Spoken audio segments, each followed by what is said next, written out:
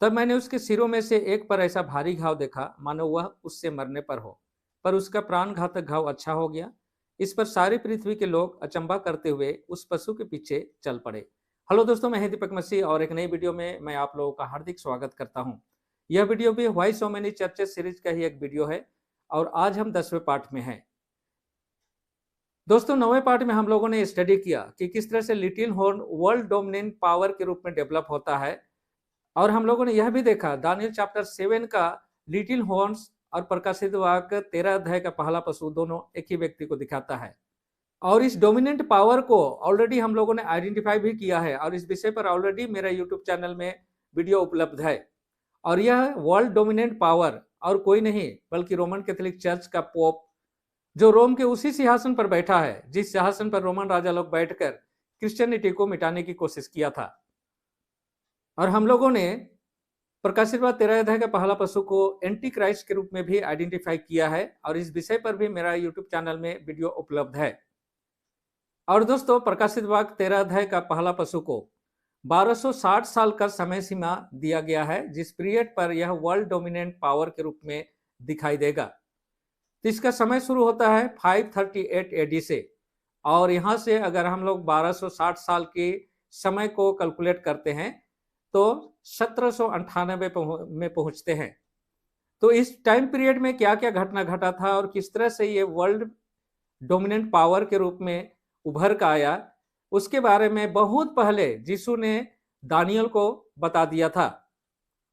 अगर हम लोग दानियल चैप्टर 11 में जाते हैं और 36 पद से पढ़ते हैं तो प्रकाशित वाक्य की पुस्तक 13 अध्याय का पहला पशु जो रोमन कैथोलिक चर्च का पोप को दिखाते हैं उसके बारे में यहाँ डिटेल इंफॉर्मेशन दिया गया है। लिखा है, तब राजा मनमानी करते हुए अपने आप को सब देवता से अधिक ऊंचा और महान ठहराएगा और ईश्वरों के ईश्वर के विरुद्ध निंदा की बातें कहेगा। जब तक परमेश्वर का क्रोध शांत नहीं हो जाता तब तक उस राजा को सफलता मिलती रहेगी, क्योंकि जो ठहराया गया है वह पूरा होगा ही। तो दोस्तों, मैं इन लोगों का स्टेटमेंट जो खुद इन लोगों ने अपने मुंह से बोला है उसको आप लोगों को दिखा रहा हूं। आप खुद इसको पढ़कर देखिए कि उनका स्टेटमेंट यहाँ पर जिस तरह से एक्सप्लेन किया गया है उसी तरह से मेल खाता है कि नहीं, मैच होता है कि नहीं। तो आप लोगों के लिए इन सारे पोप के स्टेटमेंट को मैं 1 बाय 1 स्लाइड के रूप में मैं यहाँ पर दे रहा हूँ। आप वीडियो पुश करके इसको पूरी तरह से रीड कर सकते हैं।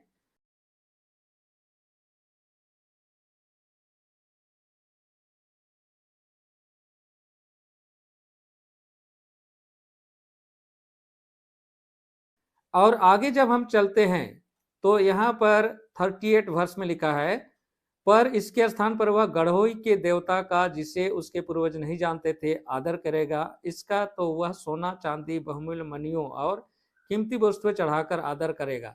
गढ़ोई के देवता का मतलब है फोर्ट, गोडेस ऑफ फोर्ट। और गोडेस ऑफ फोर्ट बोलते हैं सेमिरामी, डाइना, आर्तेमिस जो निम्रत की वाइफ है उसको, तो उसका आदर करेगा।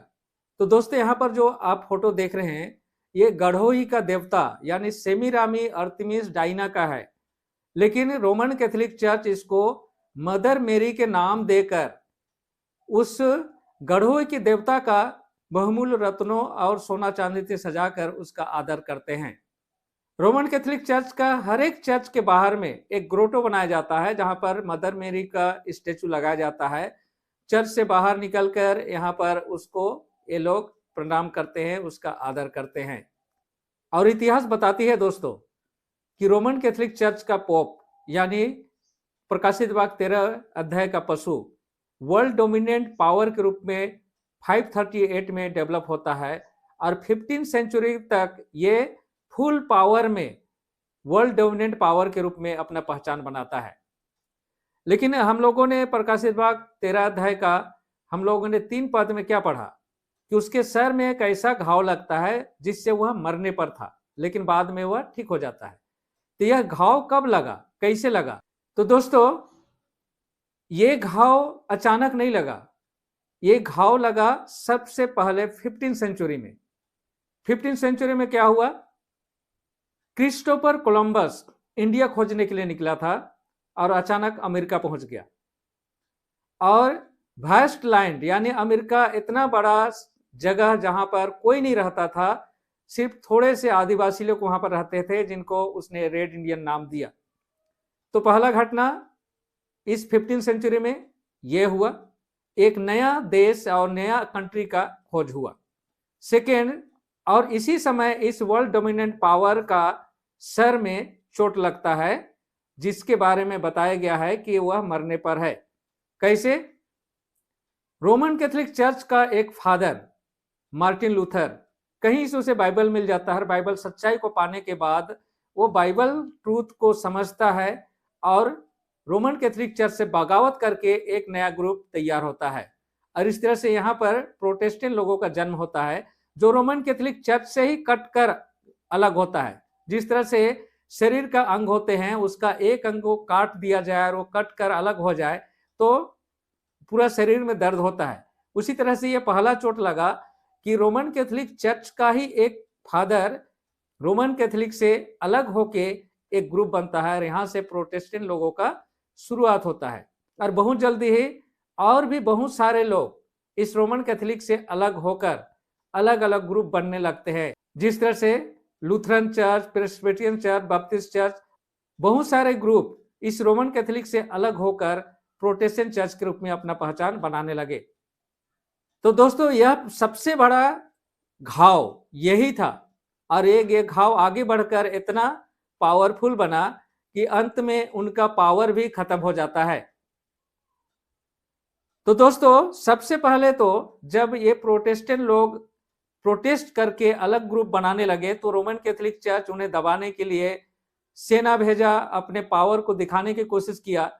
तब क्या हुआ कि जिस तरह से मिस्र से इजरायली लोगों को प्रोमिस लैंड कनान की तरफ भागना पड़ा और वहां जाके परमेश्वर उन्हें सेटल करता है, उसी तरह से इस प्रोटेस्टेंट ग्रुप के लिए भी एक देश परमेश्वर ने उससे पहले ही खोज कर निकाला था, जिसे आज अमेरिका के नाम से जानते हैं। तो दोस्तों, यूरोप में जितने भी प्रोटेस्टेंट ग्रुप थे उन पर जब रोमन कैथोलिक चर्च की तरफ से सताव शुरू हुआ तो वे सारे ग्रुप भाग भाग कर अमेरिका में सेटल होने लगे और वहां पर कोई राजा नहीं है, कोई वहां पर शासन नहीं है, अपना अपना ग्रुप बनाकर वहां पर फ्रीली परमेश्वर की सेवा करने लगे। और दोस्तों, अमेरिका को प्रोमिस्ड लैंड के रूप में आइडेंटिफाई किया गया है। दानियल चैप्टर 11 का ही अगर हम लोग देखें 41 पद, तो उस अमेरिका को यहाँ पर शिरोमणि देश बताया गया है। और इस शिरोमणि देश में भी कौन विजिट करेगा? World dominant power pope visit करेगा, लेकिन अभी नहीं, वो सेकेंड इनिंग में विजिट करेगा, अभी नहीं। तो उस देश को शिरोमणि देश के रूप में यहां पर बताया गया है। तो दोस्तों, लिटरल इजरायलियों के लिए प्रोमिस लैंड था कनान, जिसे आज वर्तमान में इजराइल के नाम से जाना जाता है। लेकिन स्पिरिचुअल इजराइल के लिए भी एक कनान यानी एक शिरोमणि देश परमेश्वर ठहराया, जिसे हम अमेरिका के नाम से आज जानते हैं। फाइनली वह समय भी आता है दोस्तों, जब रोमन कैथोलिक चर्च का पोप का वर्ल्ड डोमिनेंट पावर भी छिन जाता है। और वह घटता है कुछ इस तरह से। 1797 एडी में फ्रांस का शासक था नेपोलियन बोनापार्ट, और नेपोलियन बोनापार्ट विद्रोह करता है पोप को, उसके पावर को, और पूरी तरह से परमेश्वर को भी इनकार कर देता है। जैसे ही पोप अपना सेना फ्रांस में भेजता है इस विद्रोह को दबाने के लिए, लेकिन वहां पर उल्टा हो जाता है। नेपोलियन बोनापार्ट का सेना से ये रोमन कैथोलिक चर्च का सेना हार जाता है, और नेपोलियन बोनापार्ट का एक जनरल जिसका नाम बर्थियर था, वह सेना लेकर रोम चला जाता है, और उस समय का जो राजा था पोप पियुस 6 उसको बंदी बनाकर फ्रांस ले जाता है। और यह घटना घटता है दोस्तों 15 फरवरी 1798 में। और एक साल के बाद पोप पियुस 6 का फ्रांस में मृत्यु हो जाता है। और दोस्तों, यहाँ पर रोमन कैथोलिक चर्च का जो वर्ल्ड डोमिनेंट पावर था वो खत्म हो जाता है, लेकिन उनका चर्च का एक्टिविटी कंटिन्यू था। तो दोस्तों, 538 से 1798 तक का समय को अगर आप कैलकुलेट करें तो आपको एक्यूरेट 1260 साल का समय आपको मिलता है। दोस्तों, प्रकाशित वाक्य 13 अध्याय का पहला पशु का सर में जो प्राणघातक घाव लगा, कैसे लगा, इस विषय पर आज हम लोगों ने डिस्कस किया। लेकिन वचन बताता है कि वह घाव फिर चंगा हो जाता है और पूरे वर्ल्ड के लोग उसके पीछे चलते हैं। तो अगला जो चंगा होने का जो घटना है वो कब हुआ, किस तरह से हुआ, उसके बारे में हम अगले वीडियो में डिस्कस करेंगे। तो आज का वीडियो मैं यहीं पर समाप्त करता हूं। मिलता हूं इसी तरह का और भी ज्ञानवर्धक वीडियो के साथ। तब तक परमेश्वर का आशीषों का आनंद उठाइए। परमेश्वर आप लोगों के साथ हो। धन्यवाद। आमीन।